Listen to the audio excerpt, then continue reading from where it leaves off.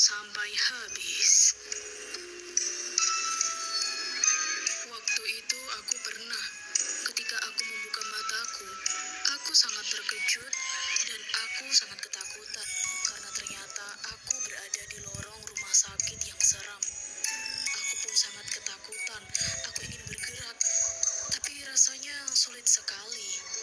Lalu aku coba menyusuri lorong gelap itu, sepi sekali, tapi aku sedikit lega karena ternyata banyak orang di ruang tunggu.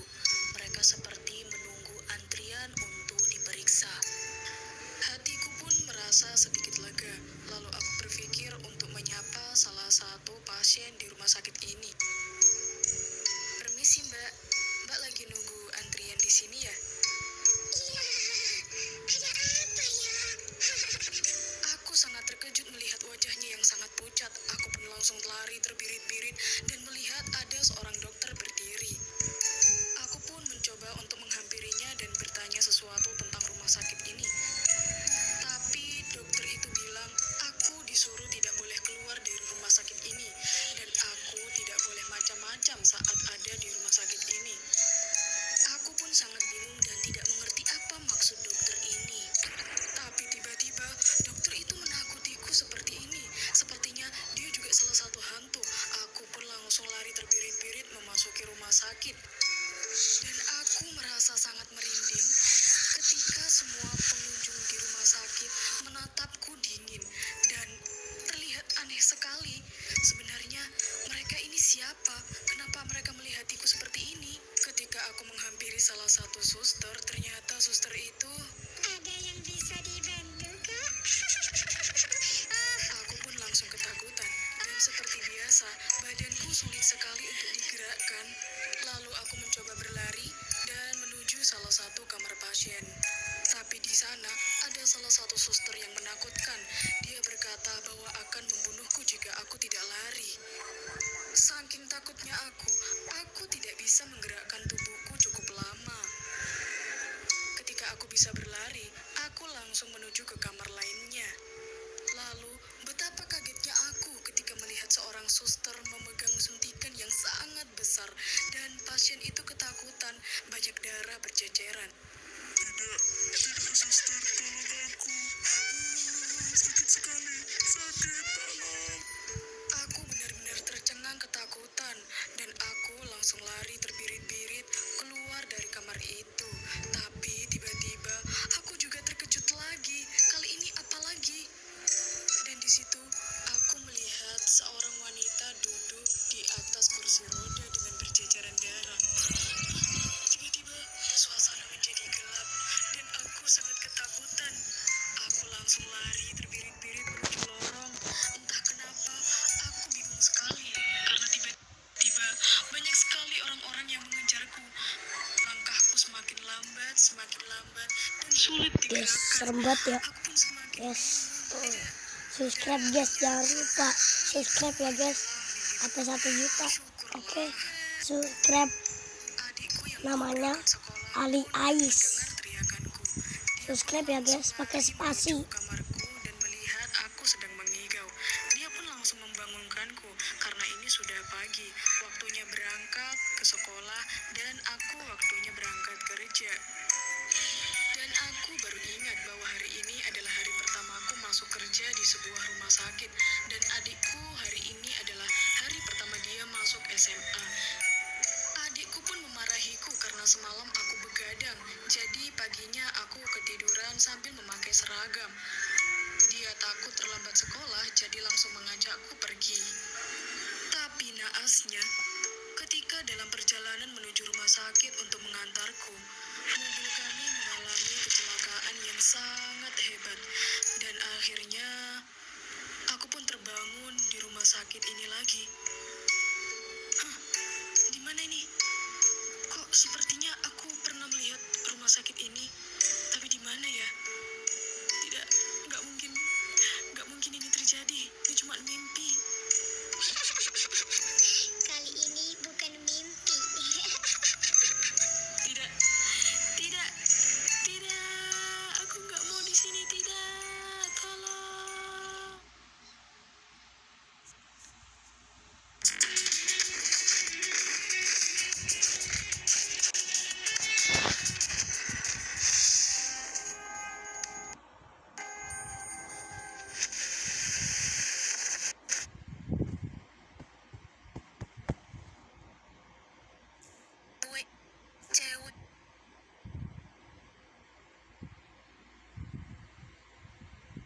Cewek ini sedang memasak di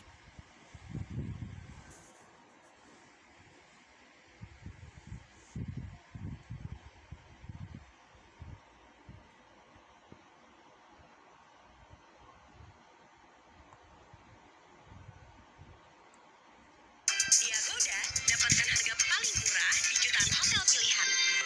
Booking di Agoda. Siap-siap guys. Film horor. By our emotions. Sabar guys. 1, 2, 3. Halo semuanya, kembali lagi bersamaku Ria Bursita. Kali ini aku akan menceritakan kalian sebuah cerita horor berjudul Ada Pocong di Kamarku. Seperti apa kisahnya? Mari tonton dan dengarkan sampai habis. Sebelum masuk ke cerita, bantu like dan subscribe-nya dulu agar kalian tidak dihantui. Hahaha, terima kasih. Pocong selalu hadir di kamarku.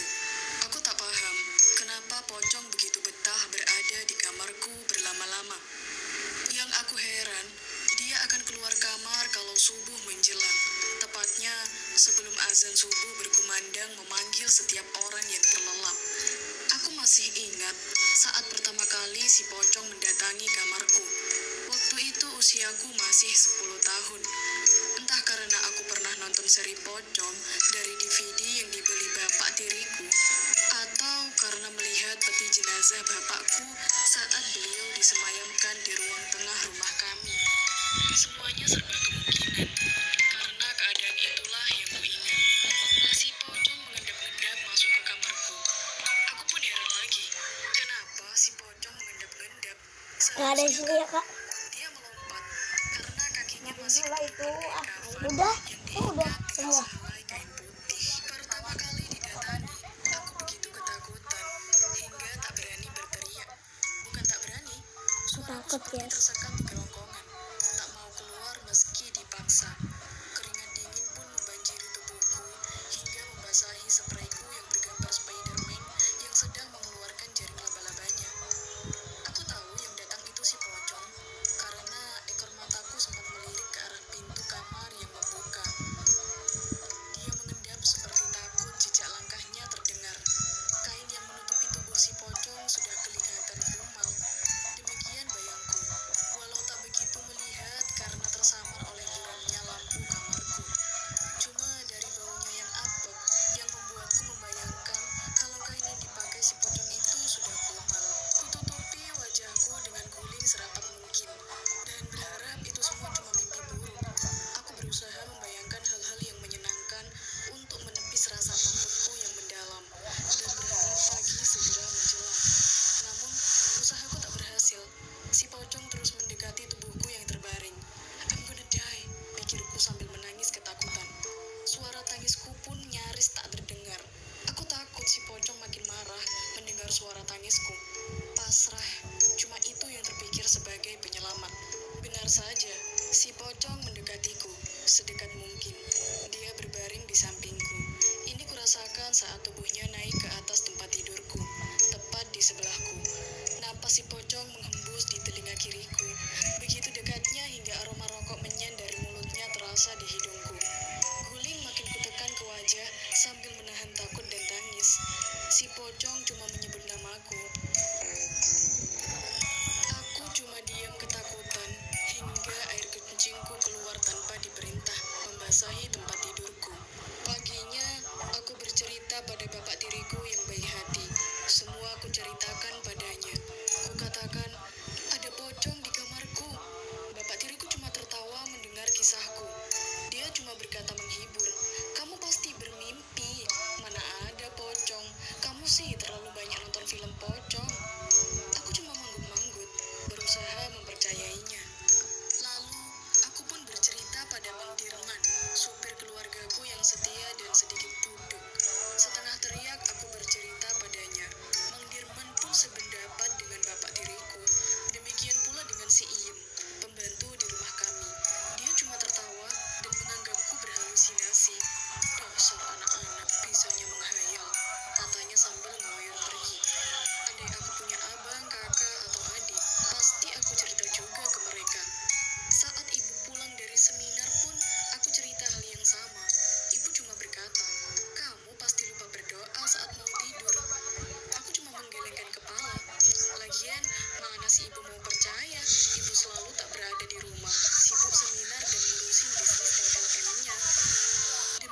seterusnya. Kejadian itu kembali terus berulang hingga usiaku menginjak 13 tahun. Rasa takut pun menjadi temanku di setiap malam. Tapi ini tak bisa berlangsung terus.